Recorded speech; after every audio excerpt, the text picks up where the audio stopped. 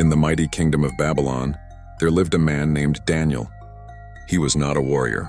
He carried no sword, yet kings feared him. Why? Because Daniel walked with God. King Darius admired Daniel more than any other official. His wisdom was unmatched, his honesty undeniable. Soon the king planned to place Daniel over the entire kingdom. But favor attracts enemies. The other officials burned with jealousy. They searched Daniel's life for mistakes, bribes, lies, corruption, but found nothing. Daniel was faithful, not only to the king, but to God. Finally, they said, "We will never trap him unless it involves the law of his God." So they devised a wicked plan. They convinced King Darius to sign a law. For 30 days, no one could pray to any god or man except the king. Anyone who disobeyed would be thrown into the lion's den. The king, unaware of the trap, signed the decree. But Daniel, when he heard the law, he did not panic. He did not hide, he did not stop praying. 3 times a day, Daniel opened his window, faced Jerusalem, and prayed just as he always had. And his enemies were watching. The moment Daniel knelt in prayer, they rushed to the king. "Daniel has broken your law," they shouted. King Darius froze. "Daniel?" The man he trusted most. The king searched desperately for a way to save him. But the law of the Medes and Persians could not be changed. As the sun set, soldiers came for Daniel. Chains rattled, footsteps echoed. The growls of lions thundered below. As Daniel stood at the edge of the den, King Darius spoke with a trembling voice. "May your God, whom you serve continually, rescue you." Daniel was lowered into darkness. A stone was rolled over the entrance. The king sealed it. That night, Darius could not eat, could not sleep, could not rest, but inside the den, lions paced, teeth flashed, death waited. Yet Daniel stood calmly. Because when you trust God, even the darkest pit can become a place of peace. Inside the den, the lions circled. Their eyes burned like coals of fire in the oppressive dark. Their low growls were a promise of violence, a rumble that shook the very ground. But suddenly, a light, soft yet impossibly bright, bloomed in the pit. An angel of the Lord appeared, radiating a peace so profound it silenced the world. The lions froze mid-snarl. Their savage hunger vanished. Their powerful jaws snapped shut.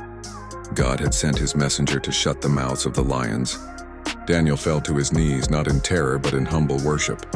The long night passed in silent communion, a holy vigil in the company of a celestial guardian and beasts made tame.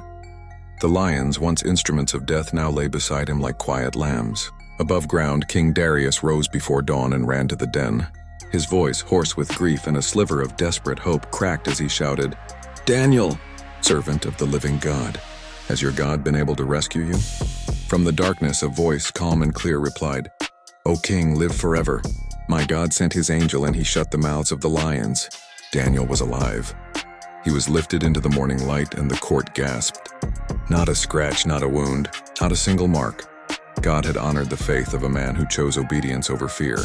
Daniel was lifted out of the den. As he emerged into the light, the crowd fell silent in stunned amazement. The king, weeping with joy, rejoiced. But the story didn't end there. Justice had its own chapter. The very men who plotted against Daniel were thrown into the same den. And before their feet even touched the ground, the lions, whose hunger had been divinely restrained, overpowered them completely. Awestruck, King Darius issued a decree to every corner of his vast kingdom. "I issue a decree that in every part of my kingdom, people must fear and reverence the God of Daniel.